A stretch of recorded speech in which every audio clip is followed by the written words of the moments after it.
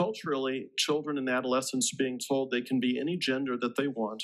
And furthermore, they're being told that with hormone blockers and surgery, medical science can convert them to the gender of their choice. And this is simply not true. No amount of hormone blockers and transgender hormone administration, coupled with the most skilled surgery on the planet, can change you into the opposite sex. That is just self-apparent. Genital surgery cannot give you the sexual function that equals a cis individual.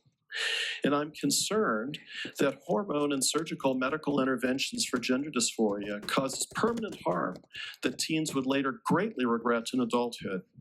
Specific stories have come out of just such regret, and I believe the number of these regret cases will increase exponentially in the future to mirror the exponential growth of transgender medical care in children. Any use of hormone blockers or transgender hormone administration carries significant risks to fertility, growth, bone density, sexual function, and psycho-emotional and cognitive development. I believe using these hormones on children and adolescents is the wrong choice. Such practice is experimental and will, in every case, cause harm.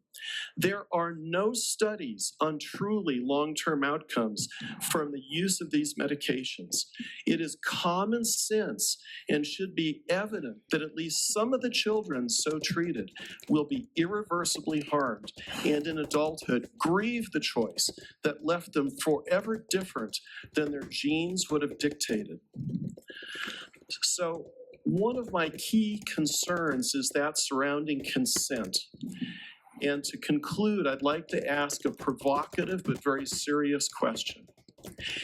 Is it possible for a child of 10 or 12 or 14 years of age to give consent for a sexual encounter with a 40-year-old adult?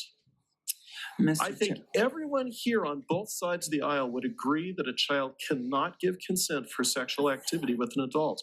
So if a child is not competent to consent, yes. Mr. Chair, I've got concerns that we're going outside the body of the bill. If we could keep it within the content of the bill. I am addressing that in the next 4 sentences.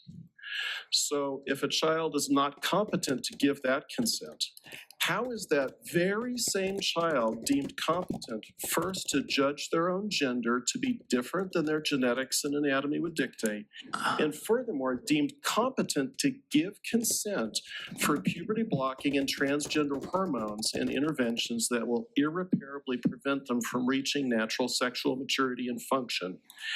How can a child judge the consequences of something they know nothing of and have no experience with? And how can they as children be competent to make a decision that jeopardizes not only sexual function, but adult fertility? Mr. Starr, can I get you to finish, please? Yes, sir. So I assert it's impossible to get ethical consent from children for this care. And therefore, isn't all such care malpractice?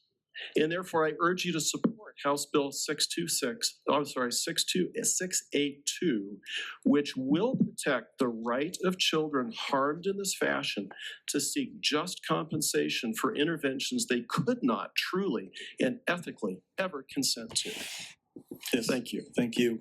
Further proponents?